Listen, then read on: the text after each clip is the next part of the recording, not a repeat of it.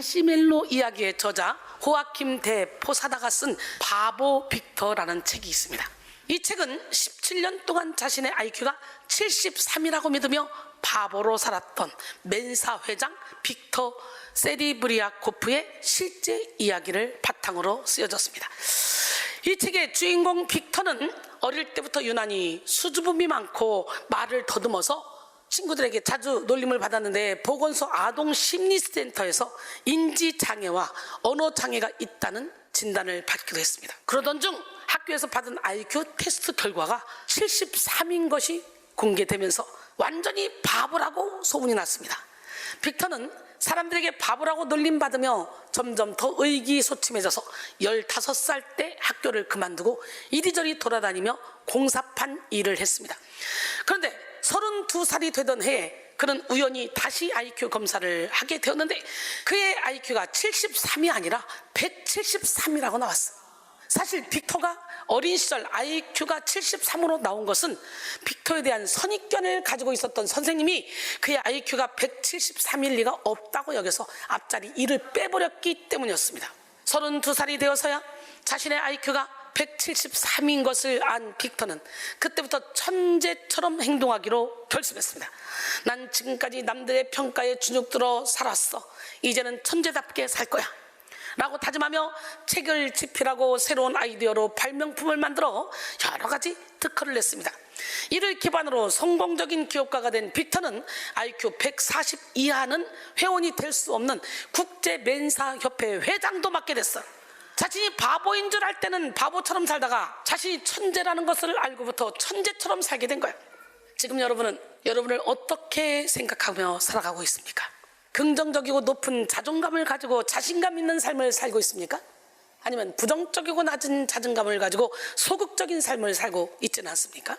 자존감은 자아 존중감을 줄인 말로 자신을 존중하게 여기는 감정이죠.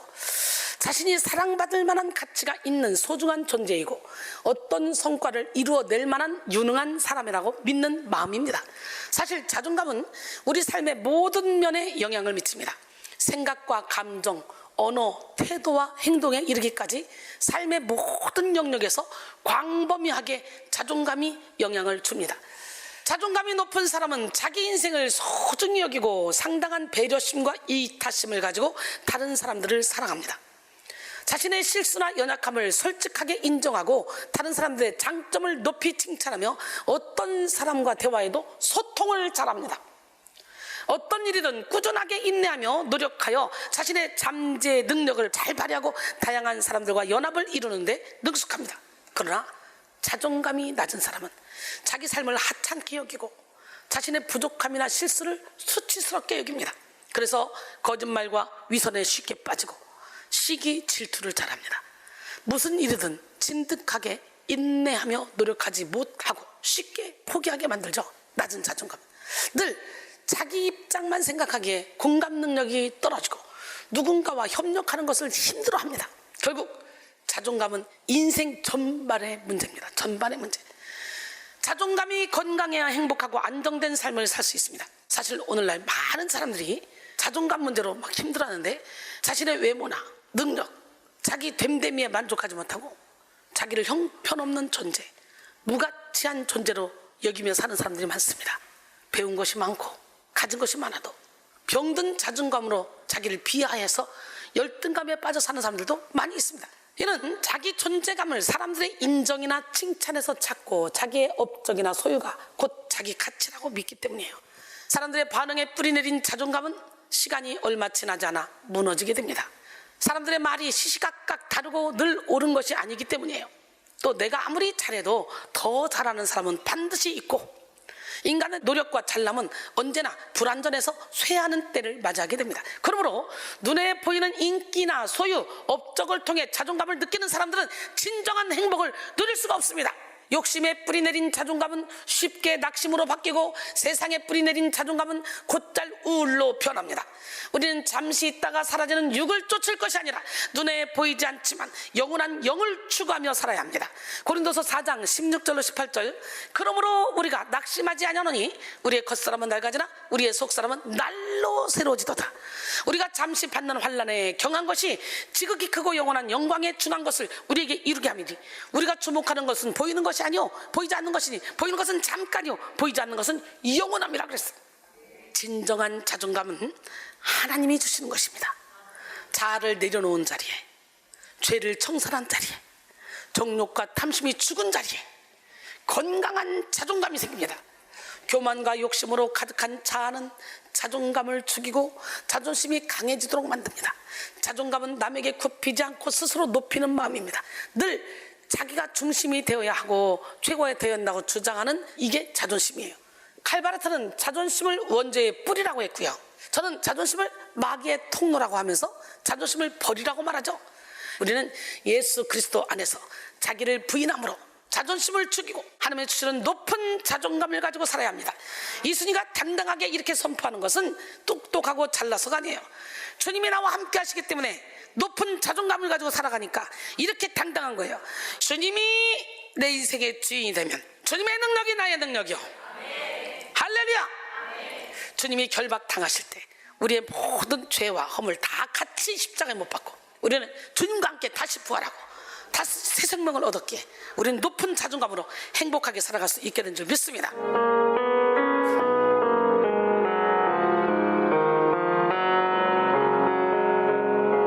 주님이 결박당하실 때에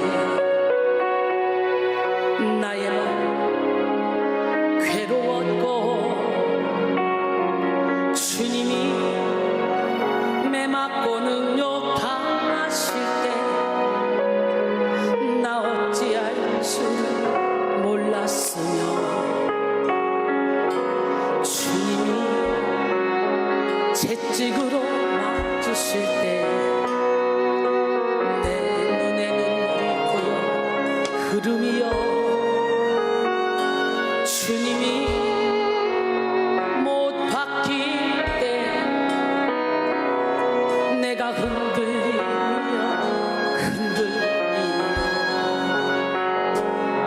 내 눈에서 오열의 파도가 넘치고 나의 마음 걷잡을 수 없어라.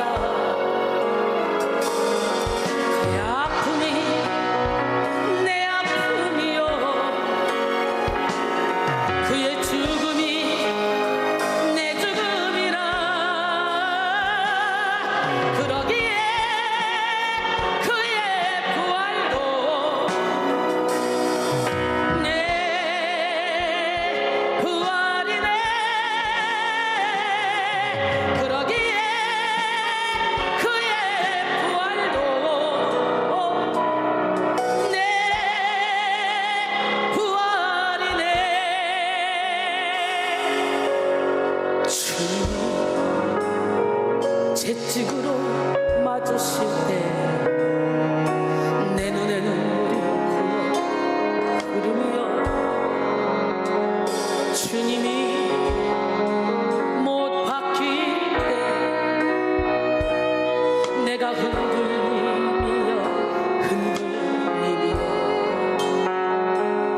내 눈에서 오열의 파도가 넘치고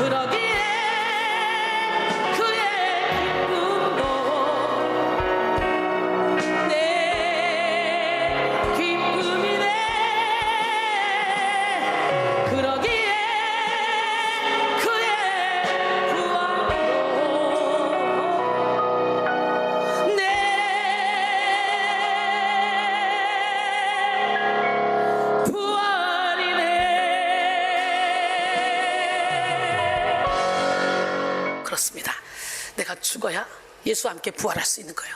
갈라디아서 2장 20절에 내가 그리스도와 함께 십자가에 못 박혔나니 그런즉 이제는 내가 사는 것이 아니오 오직 내 안에 그리스도에서 사시는 것이라. 이제 내가 육체 가운데 사는 것은 나를 사랑하사 나를 위하여 자기 자신을 버리신 하나님의 아들을 믿는 믿음 안에서 사는 것이라.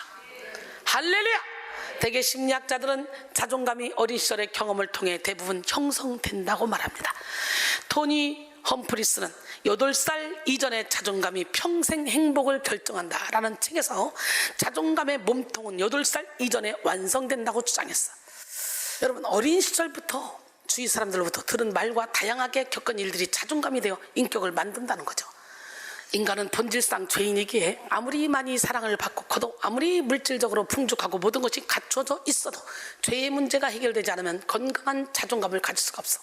우리는 오직 예수 그리스도의 보혈로 죄에서 자유해야 참된 자기를 찾을 수 있고 진리 안에서 주님의 품에 안길 때 참된 자기 가치를 분명히 알 수가 있습니다. 에베소 1장 17절로 19절 우리 주 예수 그리스도의 하나님 영광의 아버지께서 지혜와 계시의 영을 너희에게 주사 하나님을 알게 하시고 너희 마음의 눈을 밝히사 그의 부르심의 소망이 무엇이며 성도 안에서 그 기업의 영광이 풍성함이 무엇이며 그의 힘이 위력으로 역사심을 따라 믿는 우리에게 베푸신 능력의 지극히 크심이 어떠한 것을 너희로 알게 하시기를 구하노라. 오늘 영의 눈이 열리고 영의 귀가 열리길 바랍니다.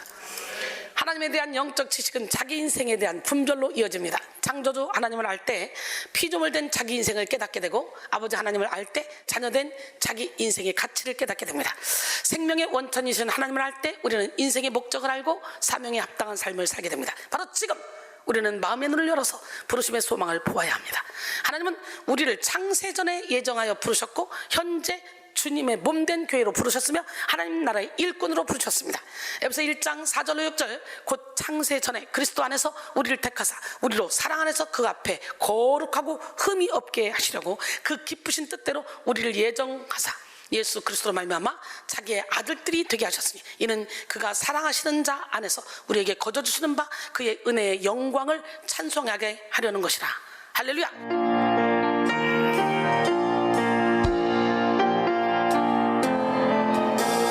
주와가 지킨다는 건 즐거운 게 아닌가. 이 주님 걸어가신 발자취를 밟겠네. 한 걸음 한 걸음 주 예수와 함께 날마다 날마다 우리는 걷게.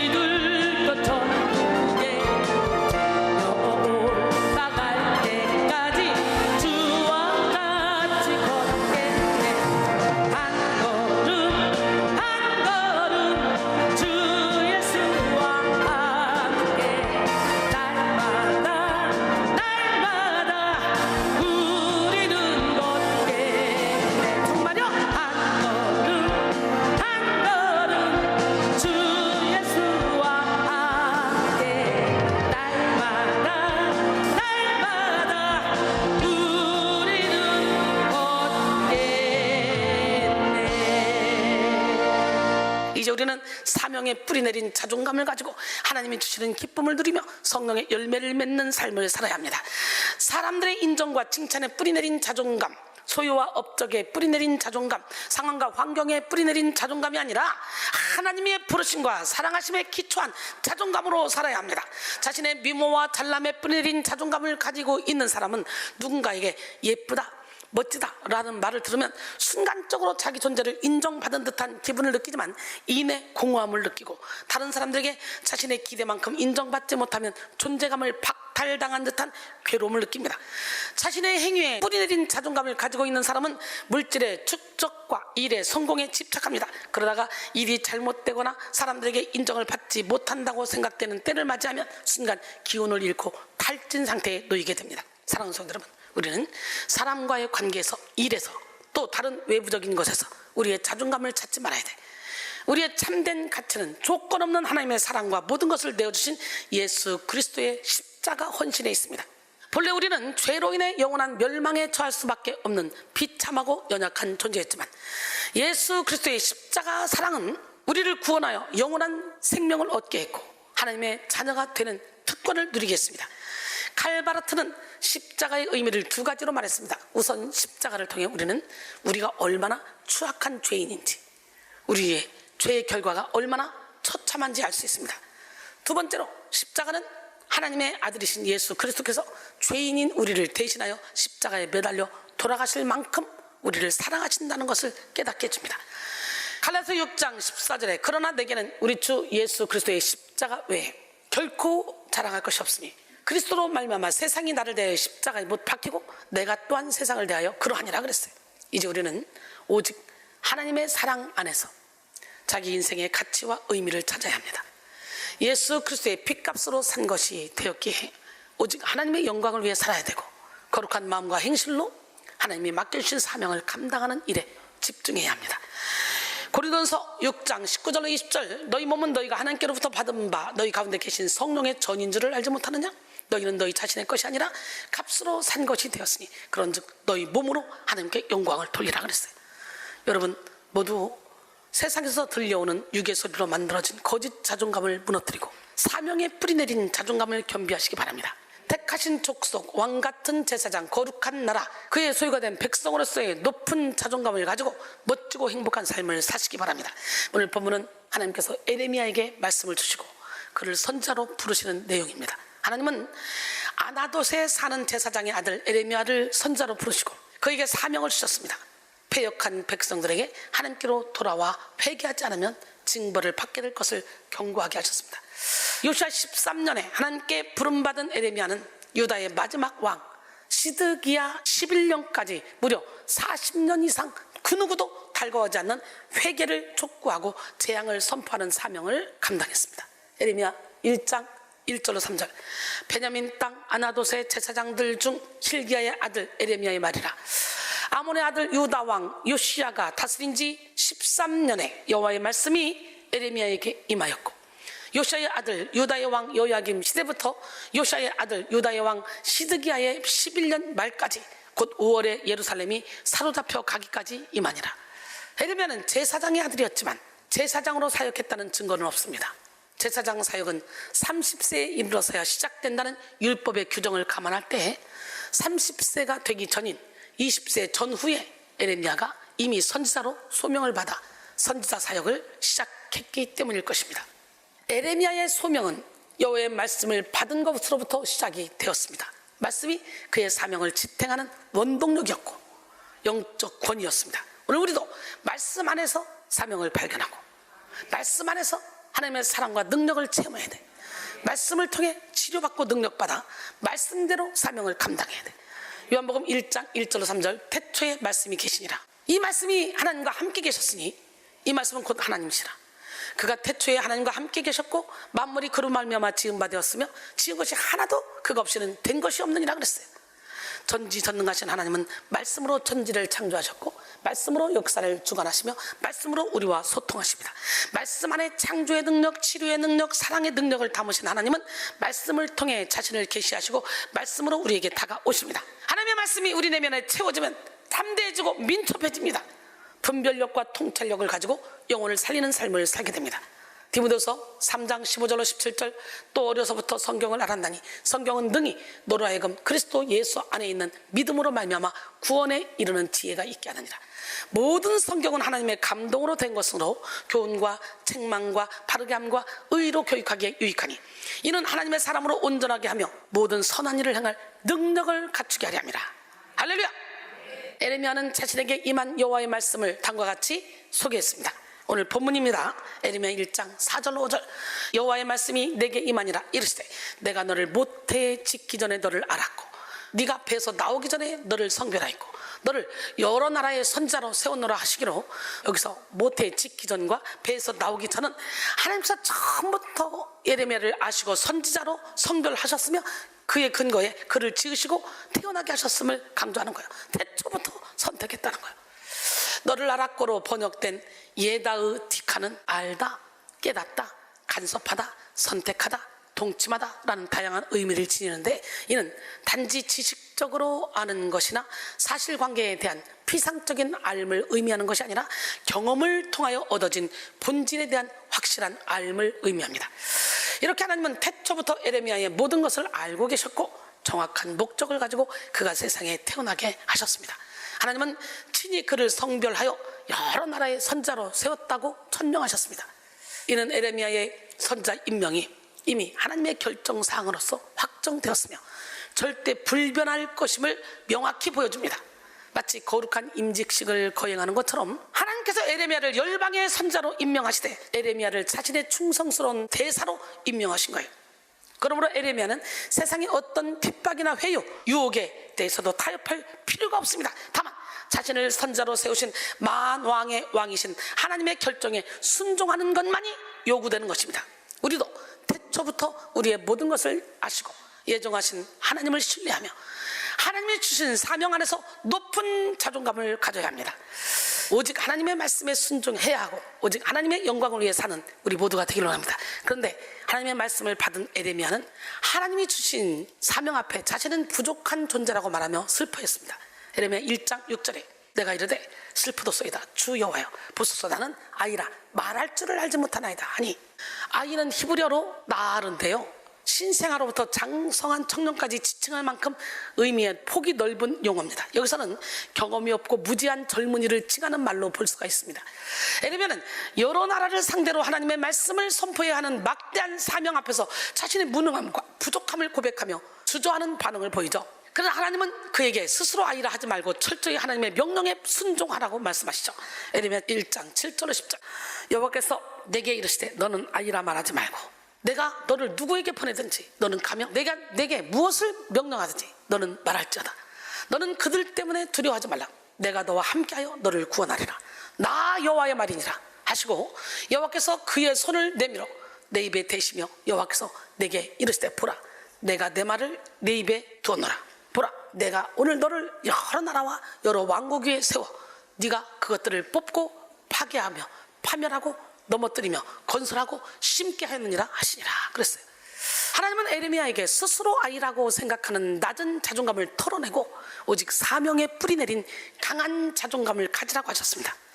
하나님이 보호하고 도와주실 것이니 나라와 민족을 두려워하지 말라고 하셨습니다. 사명의 여정 중에 고난과 역경이 있을지라도 하나님이 친히 구원하실 것이라고 말씀하셨습니다. 그뿐 아니라 친히 하나님의 손을 내밀어 에레미야의 입에 대시며 에레미야의 입에 하나님의 말씀을 두었다고 하셨습니다. 여기서 손은 권능을 의미하는 것으로 하나님이 에레미야가 사명을 감당할 수 있도록 권한을 위임하신 것을 보여줍니다. 이제 에레미야를 선지자로 세우신 하나님께서 그의 배후에서 역사하심으로 하나님의 뜻을 이룰 것입니다. 에레미야를 통해 일하시는 하나님은 우주의 통치자이시며 만왕의 왕이시기에 하나님의 메시지가 성취되는 것은 분명한 사실입니다. 그러므로 이제 에레미야는 사명에 뿌리내린 자존감을 가지고 담대히 하나님의 말씀을 전하기만 하면 되는 거예요. 오늘 우리도 마찬가지입니다. 우리는 태초부터 부여된 사명을 가지고 이 땅에 태어났고 하나님의 거룩하신 부르심 속에서 존귀한 존재로 세워졌습니다. 이제 우리는 사명에 뿌리내린 자존감을 가지고 온 마음과 뜻을 다해 하나님을 기쁘시게 하는 삶을 살아야 합니다.